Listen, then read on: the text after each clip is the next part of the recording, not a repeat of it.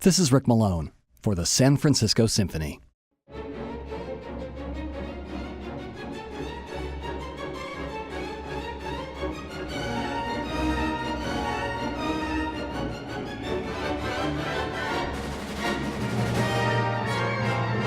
In 1979, musicologist Solomon Volkov published a book called Testimony, which he claimed was an as-told-to memoir of Dmitri Shostakovich, who had died in 1975.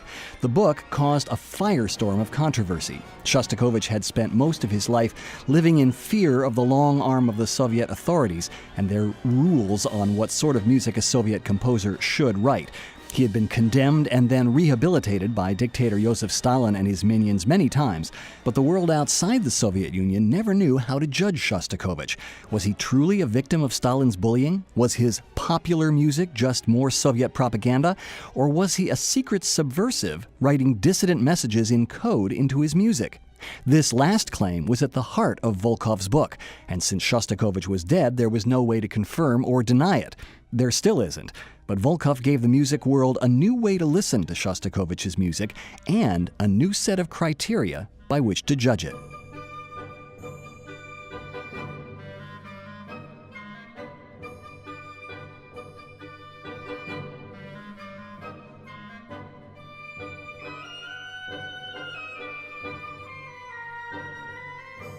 Shostakovich's 10th Symphony is a case in point.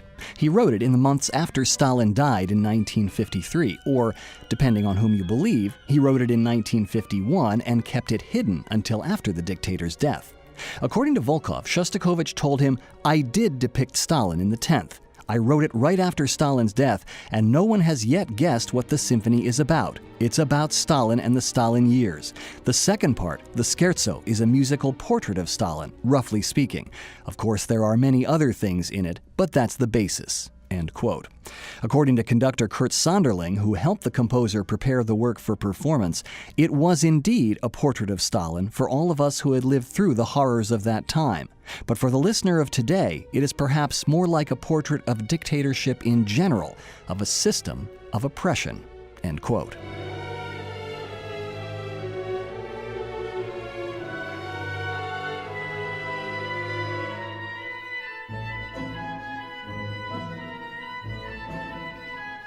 The first movement takes up almost half the length of the symphony, in a mood of almost relentless sadness.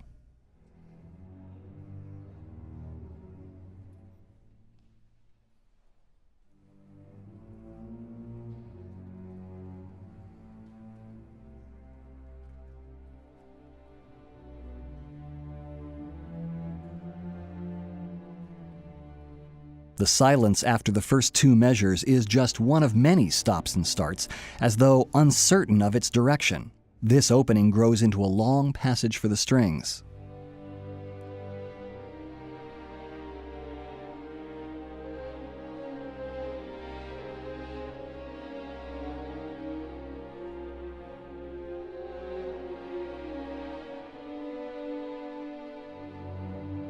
The tempo begins to pick up, and a clarinet joins the strings.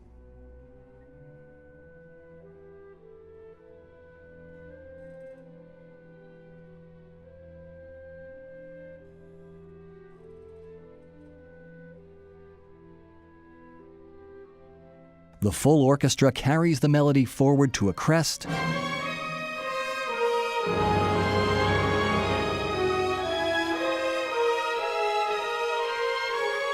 and the clarinet returns to quietly complete this opening episode.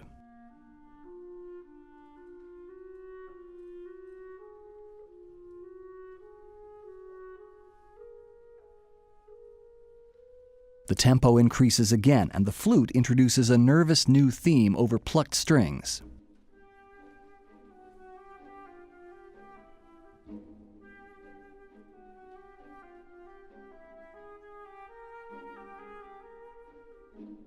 The strings expand and contract this new theme, and when the texture has thinned to nearly nothing, bassoons, contrabassoon, and a softly rolling timpani begin the development section, with a variation on the clarinet tune.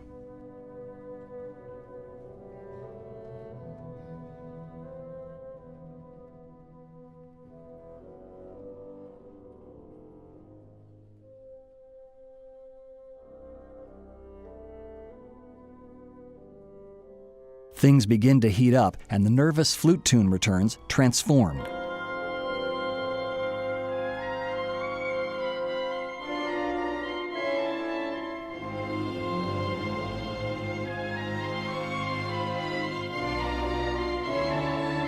Shostakovich sustains this high level of tension with fierce interruptions from the percussion, fanning the flames even higher.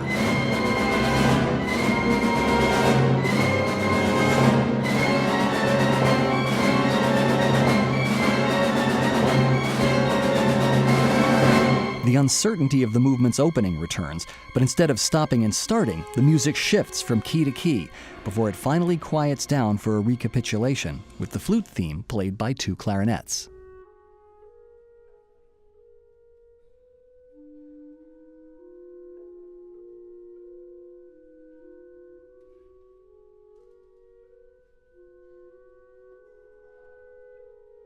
The texture thins again.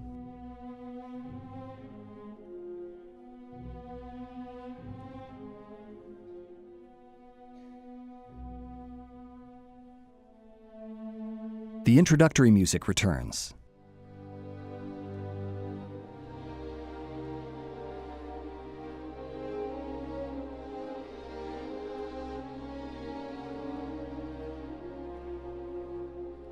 And the movement peters out in a farewell full of reluctance and regret, played by 2 piccolos.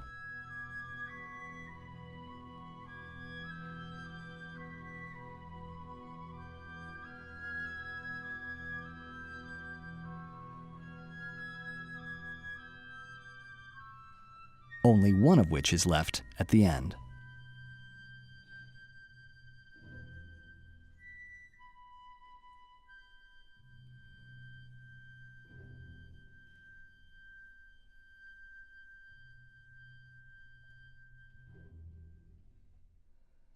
The second movement is the supposed portrait of Stalin, short, brutal, and to the point.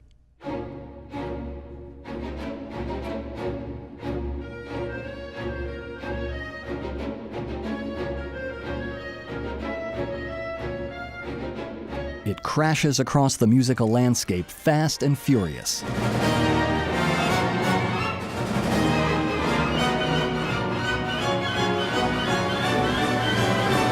Like some kind of manic perpetual motion machine.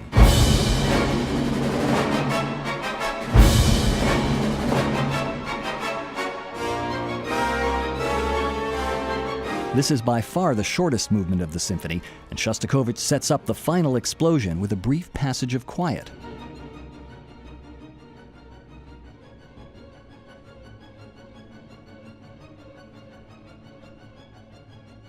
Which makes the ending and its suggestion of barely suppressed rage even more sinister.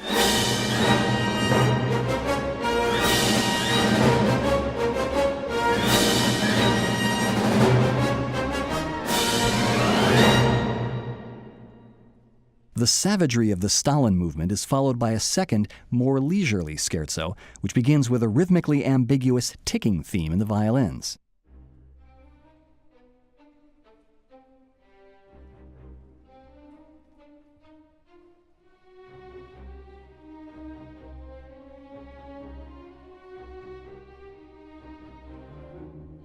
This turns into a second theme which is expressive instead of dry and detached.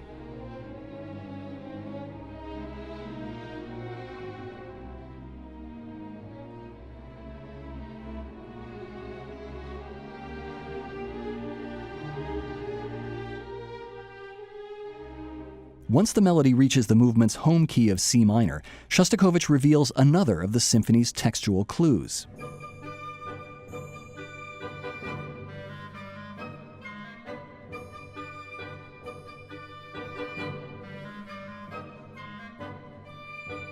He spells out his initials in musical notation, using the German transliteration of his name as well as German musical notation, where E flat is called S and B natural is called H. In other words, the sequence D, E flat, C, B spells DSCH, Dmitri Shostakovich. He used this device many times, especially in his later works.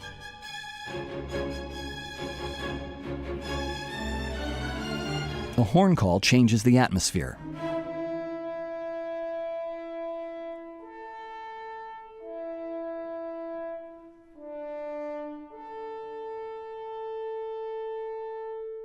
This mysterious summons will occur 11 more times in this movement, and each time it evokes an intensely serious response in the orchestra.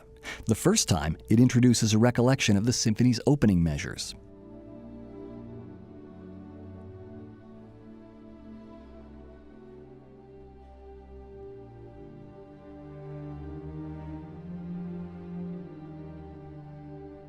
Which leads to one of the few passages of truly slow music in the middle of the symphony.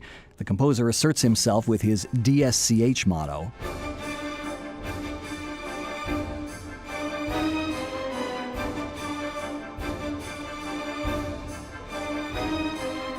which grows into a brutalized mashup of everything that has come before.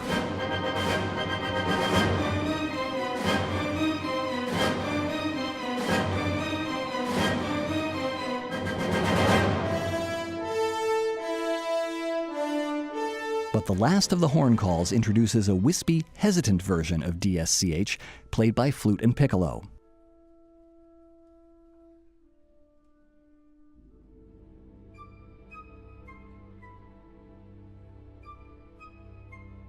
And the movement ends on a ghostly note.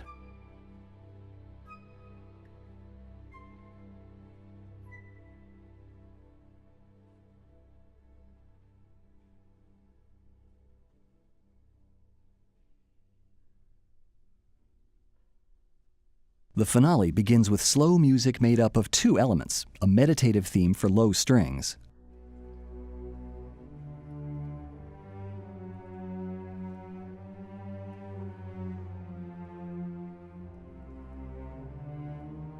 and a series of intense and expressive woodwind solos.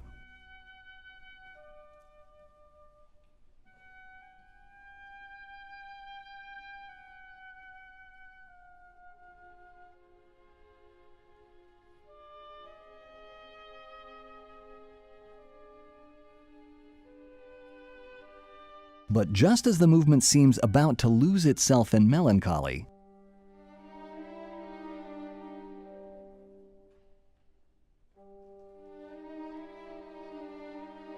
the violins take off on a joyride.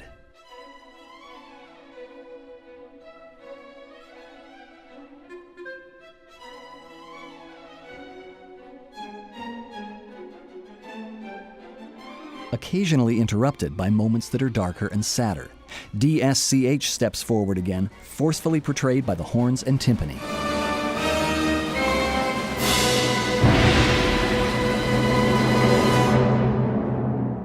Another somber passage helps set up the coda.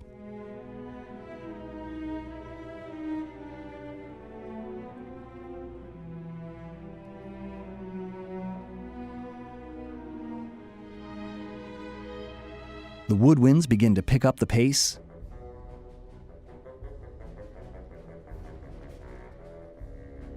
and the rush to the finish leads to an unexpectedly celebratory ending, with the composer's musical fingerprints all over it.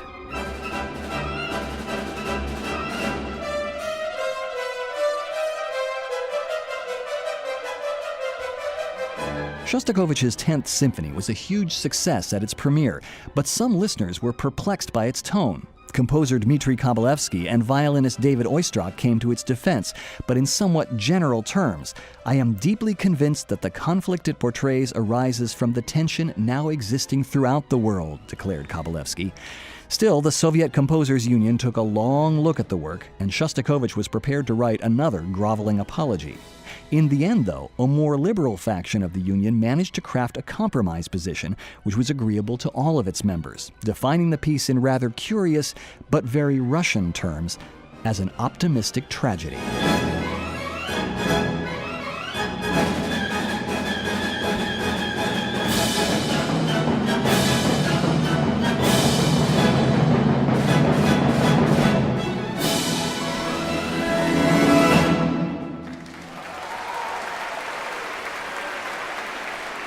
This is Rick Malone for the San Francisco Symphony.